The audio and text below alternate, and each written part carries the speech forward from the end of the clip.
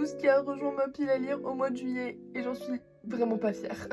On ne le présente plus, mais mon vrai nom est Elisabeth d'Adélion, un prêt de ma sœur celui-ci, où Adélion va raconter l'histoire de sa grand-mère qui a été internée dans un hôpital psychiatrique dans les années 50 et qui a été lobotomisée. Deux petits romans que j'ai récupérés du boulot, qui est un peu mon travail estival.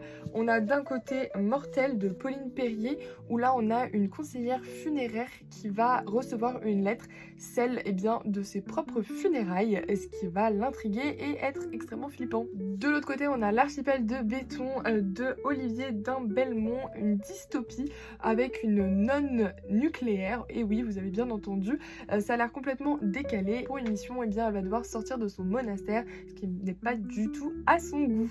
J'ai également reçu La rentrée école des loisirs. On a d'abord La guerre des ombres de Gaël Aymon, où là on va avoir un dispositif qui te permet de découvrir ton ombre, sauf que notre personnage principal il va découvrir la sienne et elle va le terrifier. La prodigieuse machine à capturer les âmes de Cassandra Apollinaire de Lucia Perucci, deux jumeaux, l'un d'entre eux est décédé et sauf que l'autre 2 ans plus tard reçoit un courrier qui est adressé à son frère décédé, ce qui est très étrange, avec dedans un daguerréotype qui va les emmener sur une enquête. Permis de frémir de Raphaël Frier qui va sensibiliser sur les dangers du fait de prendre le volant quand on a consommé certaines substances. Quelque chose de beau de Julie Ray qui va nous parler du fait d'être un garçon adolescent et tout ce que cela peut impliquer en termes de sensibilité et en termes de vie adolescent. J'ai reçu des éditions Solaire, La vie en turquoise d'Élise Giraudot, qui est un livre extrêmement touchant. C'est ma lecture en cours. Je dois vous dire qu'elle ne me laisse pas du tout indifférente.